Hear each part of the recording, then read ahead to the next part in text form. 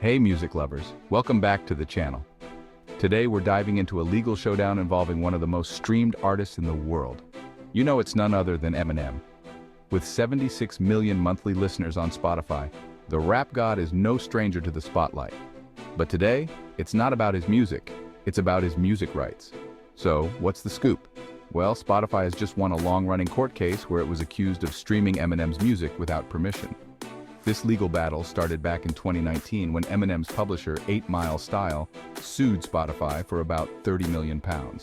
They claimed that Spotify failed to correctly license Eminem's work and that the star had never received full payment for hits like Lose Yourself and Without Me, which have been streamed billions of times.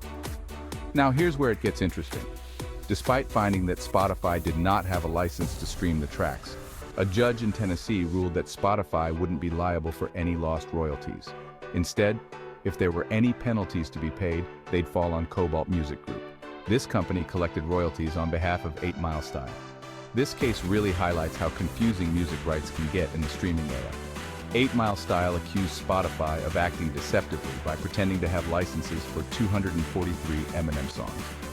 They even accused Spotify of making random payments for songs that had been streamed hundreds of millions of times, saying the money only accounted for a fraction of those streams. Interestingly, Eminem himself wasn't part of the lawsuit. He only found out about it after the legal action was filed. Yet his music stayed on Spotify throughout the 5-year case. As of now, he's the 12th most streamed artist on the platform. Spotify fired back in 2020, blaming Cobalt Music Publishing. They claimed that Cobalt misled them into believing it controlled the administration of 8 Mile's catalog. Spotify also pointed out that 8 Mile had never questioned their permission to stream Eminem's songs and had been accepting royalty payments since 2011. Both sides went back and forth for years. At one point, Spotify's CEO Daniel Ek was almost forced to testify, but the case eventually moved to a summary judgment, avoiding a full trial. On August 15th, Judge Aleta A. Trauger ruled that Spotify should not be liable for any damages. She noted that while Cobalt was authorized to collect royalties, they weren't authorized to license Eminem's songs in the US and Canada. So, what does this mean for the future?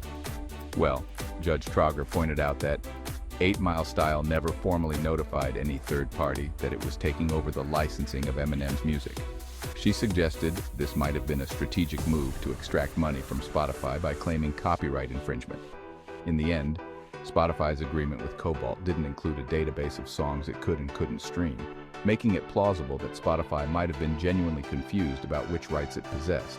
However, their contract with Cobalt protected Spotify against copyright claims, meaning Cobalt will likely have to cover any legal fees accrued over the last 5 years. That's a wrap for today's video. Thank you for watching. Don't forget to like, comment, share, and hit that subscribe button. Until next time, keep the music playing.